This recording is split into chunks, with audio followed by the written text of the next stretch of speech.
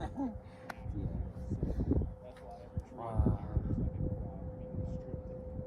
Tiếng Trung Hạ quá.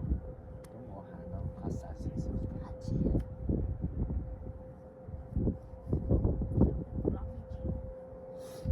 Rồi chỉ để Trung. Thế nên là nó anh chị sai rồi sai hiện tượng sinh có địa.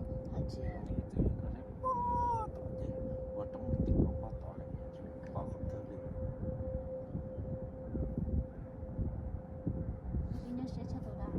À, còn chị có ai có mà bây giờ thầu y nó ai chưa sống tu không để ra sẽ thì nó sống tu để ra tạo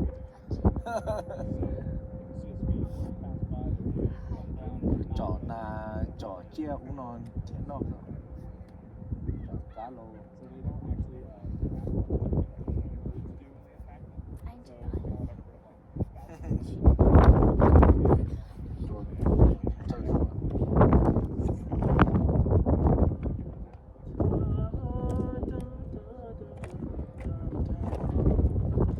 nói chị tàu luôn chia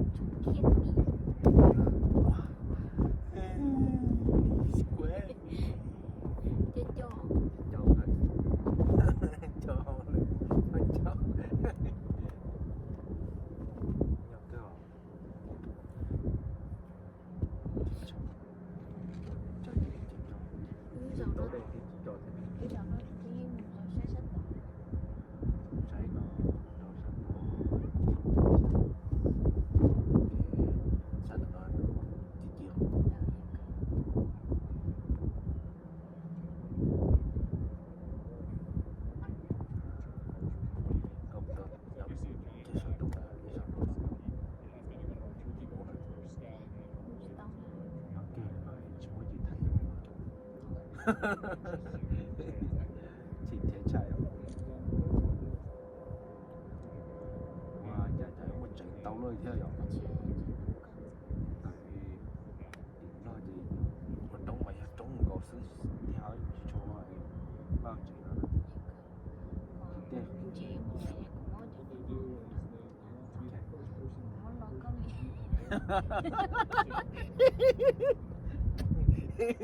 lấy cái súng lo sẽ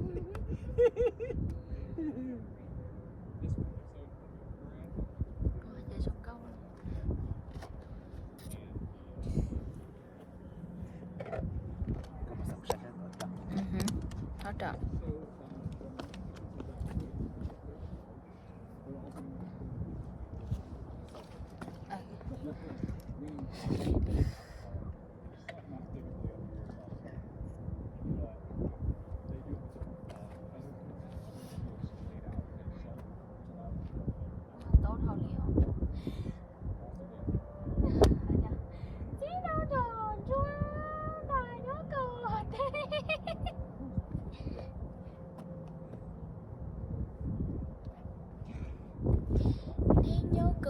đuôi cờ tùa mất rốt dày nán đờ của mình lên nó sơ tế tổ tôi mom lòng cho dĩ non tròn chúa ta mi nhổ tử quá tiếng